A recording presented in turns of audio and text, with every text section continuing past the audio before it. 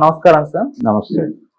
Sir, Rajiv Menon అనే ఒక cinematographer Bombay సినిమాకు వర్క్ చేస్తారు. ఆ సినిమా గురించి ఇప్పుడు ఆయన ఒక ఇంటర్వ్యూలో ప్రస్తావిస్తూ ఆ సినిమా ఇప్పుడు రిలీజ్ అయ్యుంటే ఎన్ని థియేటర్లు తగలబడిపోతాయో, అంటే అప్పుడున్న పరిస్థితులు ఇప్పుడు లేవు అని చెప్పేసి చెప్తున్నారు. మరి నిజంగా ఆ సినిమా ఇప్పుడు రిలీజ్ అయి ఉంటే ఆ థియేటర్లు తగలబడేంత ఇంపాక్ట్ ఉండేది అంటారా సార్? మీరేం చెప్తారు సార్ అనే కామెంట్స్ పైన? అంటే రాజీవ్ మీనన్ ఆ సినిమాకి సినిమాటోగ్రాఫర్ గా పనిచేశాడు. అయితే మణిరత్నం గారు తీసినటువంటి ఆ సినిమాకి సంబంధించి చాలా కాంటెంపరీ ఇష్యూస్ లో నడుస్తుంది ఆ సినిమా. అప్పటి సామాజిక స్థితిగతుల్లో నడుస్తుంది. అంటే కరసేవ అనే కార్యక్రమము, అలాగే ఆ టైంలో హిందుత్వ శక్తులు రకరకాల నినాదాలు ఇచ్చినాయి. అందులో ముఖ్యంగా కరసేవ ఒకటి, తర్వాత ఎక్కడికక్కడ ప్రతి ఊళ్ళో కూడా ఈ శ్రీరామ మందిర నిర్మాణానికి సంబంధించినటువంటి ఇటుకలు ఇవన్నీ తయారు చేసి వాటి మీద శ్రీరామ అని వేసి అవన్నీ తీసుకుని అక్కడికి పట్టుకురండి అని ఇలాంటి కొన్ని పిలుపులు ఇచ్చేది. దానికి సంబంధించిన యాక్టివిటీ. అలాగే సమాజం స్ప్లిట్ అవుతున్నటువంటిది, అసలు సమాజాన్ని సీరియస్గా స్ప్లిట్ చేస్తున్నటువంటి సందర్భం. చాలా ఊళ్ళల్లో శ్రీరామనవములు పందిర్లు ఆ ఊళ్ళో ఉన్నటువంటి ముస్లిం కమ్యూనిటీ వాళ్ళు పందిర్లు వేయటం అనేది నాకు తెలుసు. చాలా ఊళ్ళల్లో, కోస్తా జిల్లాల్లో, పర్టికులర్గా పశ్చిమ గోదావరి జిల్లాలో ఎక్కువ కనిపిస్తుంది. ఈ పందిర్లు వేయటము, ఈ వ్యవహారం అంతా వాళ్ళే చేసేవాళ్ళు. తర్వాత వాళ్ళని అక్కడికి పిలవటం మానేశారు వాంటెడ్గానే. తర్వాత పందిర్లలో జరిగేటువంటి కార్యక్రమాలకు సంబంధించి కూడా వాళ్ళ షేర్ ఉండేది. అలాగే క్రైస్తవ సమాజం తాలూకా భాగస్వామ్యం ఉండేది. ఊళ్ళో ప్రతి పండగని అందరూ కలిసి సెలబ్రేట్ చేసుకునే వాతావరణం ఉండేది. ఈ వాతావరణాన్ని వాంటెడ్గా చంపేయటం మొదలైంది. అది 80 దశకంలో మొదలై 90 దశకానికి పీక్స్కి చేరుకుంది. ఆ పీక్స్కి తీసుకెళ్లటానికి వాళ్ళకు ఊతమిచ్చిన నినాదం రామమందిర నిర్మాణం. ఈ రామమందిర నిర్మాణ నేపథ్యంలో గ్రామాల్లో సమాజంలో వచ్చిన చీలికల గురించి మాట్లాడాలనుకున్నాడు మణిరత్నం. అంతవరకే, అంతకు మించి ఓవర్ స్టేట్మెంట్ ఇవ్వాలని కూడా అతను అనుకోలేదు. అందుకని ఒక ముస్లిం సమాజం నుంచి ఒక అమ్మాయిని, అలాగే హిందూ సమాజం నుంచి ఒక అబ్బాయిని తీసుకుని వాళ్ళ మధ్య ఒక ప్రేమ నడిపి, వాళ్ళ ఫాదర్స్ మధ్య అంతకుముందు సఖ్యత ఉండి వాళ్ళకి రామ జన్మభూమి సందర్భంగా ఘర్షణలు వస్తాయి. అది కూడా వీళ్ళు ఇచ్చినటువంటి ఈ నినాదాల నేపథ్యంలో ఈ కరసేవకులు వీళ్ళు చేసేటువంటి గందరగోళం మధ్య వీళ్ళ కుటుంబాల మధ్య కూడా వైరం నడుస్తుంది. అంటే ఒకళ్ళనొకళ్ళు నమ్మలేనటువంటి స్థితిని కల్పించారు.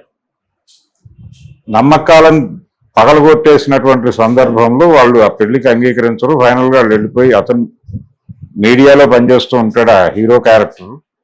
అక్కడ నుంచి బాంబే వెళ్తారు. బాంబేలో జరిగినటువంటి 93లో జరిగినటువంటి అల్లర్లని నేపథ్యంగా తీసుకుని ఈ అంటే గ్రాస్ రూట్ గ్రామం నుంచి మొదలైన గొడవ ఎలా సమాజం మొత్తాన్ని, దేశం మొత్తాన్ని ఎలా కుదుపుతోంది అనేది అక్కడ కంక్లూడ్ చేస్తాడు. కానీ కంక్లూడ్ చేసి దానిలో ఎవరెవరు రోల్ ప్లే చేశారు, దీనిలో రాజకీయాల పాత్ర ఏముంది అనేది కొంత చర్చించే ప్రయత్నం అయితే జరిగింది. కానీ సీరియస్గా ఆయన ప్రధాన చోదక శక్తులు ఏమిటి, దీన్ని డ్రైవ్ చేస్తున్నది ఏమిటి, మెజారిటీ మతంలో అభద్రతని పోగు చేస్తున్నది ఎవరు, మెజారిటీ మతంలో అభద్రత పోగుపడటం వల్లనే సమాజంలో మత కల్లోలాలు జరుగుతాయి. ఎప్పుడైతే మెజారిటీ మతంలో అభద్రత మొదలైందో మైనారిటీల్లో కూడా అంతకంటే దాన్ని మించిన స్థాయిలో అభద్రత పోగుబడిపోయిన తర్వాత వాళ్ళిద్దరూ ఒకరినొకరు నమ్మటం మానేస్తారు. ఎప్పుడైతే నమ్మకాలు పోయాయో ప్రతిదీ ఇష్యూగా కనిపిస్తుంది, కొట్టుకుంటారు అనివార్యంగా. ఈ ఘర్షణని ప్రేరేపించిన శక్తుల మీద ఆ సినిమాలో ఎక్కడా మాట్లాడ్డాయి. ఆ రోజుల్లో చాలా మంది విమర్శకులు మణిరత్నాన్ని టార్గెట్ చేసి మాట్లాడింది ఇదే. చాలా ఊళ్ళల్లో ఈ సినిమా మీద డిస్కషన్స్ జరిగాయి. ఏది గ్రూప్ డిస్కషన్స్ కాదు, హాల్ మీటింగులే జరిగాయి. ఆ హాల్ మీటింగుల్లో కూడా చాలా మంది ఇంటలెక్చువల్స్ కార్నర్ చేసింది అదే. అక్కడ దాకా వెళ్ళి ఆ విషయం మాట్లాడటానికి ఎందుకు మొహమాట పడ్డాడు డైరెక్టర్ అని సింబాలిక్ గా చెప్పే ప్రయత్నం చేశాడు. మణిరత్నం ఆర్గ్యుమెంట్ ఏంటంటే నేను చాలా సింబాలిక్ గా చెప్పాను, నేను పొలిటికల్ డిస్కషన్ లోకి ఆ ఏరియాకి వెళ్ళదలుచుకోలేదు కాన్షియస్ గానే అని చెప్పాడు ఆయన. కానీ ఈ బాధ్యత తీసుకున్న వాడికి ఆ రెస్పాన్సిబిలిటీ కూడా ఉంటుంది కదా అనేది సమాజం అనుకున్నది. అందులో ఒక షాట్ ఉంటుంది, ఆ అమ్మాయి అతని దగ్గరికి పరిగెట్టుకుని వెళ్ళేటప్పుడు ఆ బురక ఒక లంగర్ లాంటి దానికి చిక్కుకొని ఊడిపోతుంది. ఆ ఊడిపోయిన తర్వాత ఈ సినిమాటోగ్రాఫర్ రాజీవ్ మీనన్ అక్కడి నుంచి బ్యాక్ వస్తాడు, జూమ్ చేస్తాడు. ఆ జూమ్ చేసినప్పుడు ఆ అమ్మాయి బురక ఇరుక్కుపోయి ఆ అమ్మాయి దాన్ని వదిలేసి వెళ్ళిపోయినటువంటి ఆకారం త్రిశూలం ఆకారంలో ఉంటుంది జూమ్ చేసినప్పుడు. అంటే ఒక ప్రమాదం వాటిల్లో పోతోంది వీళ్ళ జీవితాలకు అనేది సింబాలిక్ గా చెప్తున్నాను నేను అంటాడు ఆయన ఉద్దేశం. మణిరత్నం గారి టేకింగ్ కి సంబంధించినటువంటి గొడవ, అలాంటి సన్నివేశాలు చాలా ఉన్నాయి దానిలో. అలాగే బాంబే అల్లర్లలో పర్టికులర్ గా చాలా ప్రాంతాల్లో దాడులు చేసిన వాళ్ళు ఏం చేశారంటే, హిందుత్వ శక్తులు దాడులు చేసిన ప్రాంతాల్లో ఈ సినిమా థియేటర్కి వెళ్ళి సెకండ్ షో చూసి వచ్చే వాళ్ళ మీద దాడులు చేసినప్పుడు వాళ్ళ మర్మావయవాలు చెక్ చేసి మరీ చంపారు. అది కూడా పేపర్లలో రిపోర్ట్ అయినటువంటి కథనమే. వాళ్ళు సుంతి చేయించుకుంటారు అనేది ఒక సింబల్ కాబట్టి అది చూసి అలా ఉన్న వాళ్ళని చంపేసి మిగిలిన వాళ్ళని వదిలిపెట్టేసి అలాంటివి కూడా జరిగినాయి. ఇవి సినిమాలో కొంత చూపించే ప్రయత్నం చేశాడు అతను. అప్పటికి అది అంటే అతను ఒక గాంధీయన్ లైన్ లో మాట్లాడుతున్నట్టుగా ఒక రకంగా మత సామరస్యాన్ని బోధించే చిత్రంగా ఈ సినిమా ఉండాలి అని అనుకున్నాడు. కానీ మత సామరస్యం బోధించటం ద్వారా సమాజాన్ని గాడిలో పెట్టేటువంటి పరిస్థితిలో అప్పుడు సమాజం లేదు. వాంటెడ్ గా ప్రేరేపించినటువంటి గొడవ, అంటే మతాల మధ్య మామూలు ఘర్షణ ఉంటే దాన్ని మత సామరస్యం కోసం ఏదైనా చేయొచ్చు. కానీ వాంటెడ్ గానే ఈ స్ప్లిట్ తీసుకొచ్చారు. మత సామరస్యం ఉన్న సమాజాన్ని కలుషితం చేసిన శక్తులు ఏమిటి అనేది మాట్లాడాలి కదా. అది మాట్లాడే ప్రయత్నం మణిరత్నం గారు సీరియస్ గా చేయలేదు అనేది అప్పటి విమర్శ కూడా. అయినప్పటికీ ఆ సినిమా చాలా మందిని ఇబ్బంది పెట్టింది. ఇప్పుడు రాజీవ్ మేనన్ అలాంటి సినిమా ఇప్పుడు తీస్తే అంటున్నాడు, ఇప్పుడు తీస్తే డెఫినెట్ గా ఇబ్బందులు పడతారు. పూలే జీవితాన్ని సినిమాగా తీసి ఆ సినిమా రిలీజ్ కాక నానా కష్టాలు పడుతున్నారు కదా డైరెక్టర్ గారు. ఆయన కూడా బ్రాహ్మడే దర్శకుడు, అయినప్పటికీ ఆయన సినిమా ఆపుతున్నారు. ఆపడానికి రకరకాల రీజన్స్ చెప్తున్నారు దానిలో. అందుకని సినిమా అనేది గతంలో కంటే కూడా ఇప్పుడు మరీ ప్రమాదకరమైన పరిస్థితిలోకి ఉంది. ఏ రకమైనటువంటి అంటే ఏ మాత్రం చిన్న మనోభావాలు గాయపడ్డాయనే పేరుతో అభిప్రాయాల మీద దాడి చేస్తున్నారు.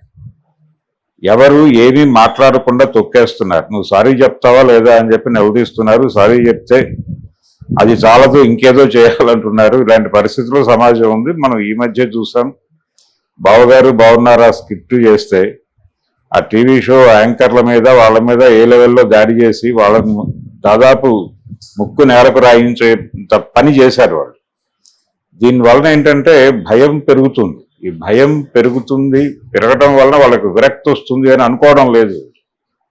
ఇలాంటిది అవసరమే అని వాళ్ళు అనుకుంటున్నారు. మధ్యలో వాళ్ళు ఎంటర్ అయ్యి దానికి ఏదో సానుకూల పరిస్థితి తీసుకొస్తారు. ఇలా వీళ్ళు అన్ని సమూహాలని కంట్రోల్లో తీసుకుంటున్నారు. ముస్లిం సమాజాన్ని కూడా కంట్రోల్లోకి తీసేసుకున్నారు. తీసేసుకుని వీళ్ళకి అవసరమైన ప్రకటనలు వాళ్ళే చేయిస్తున్నారు.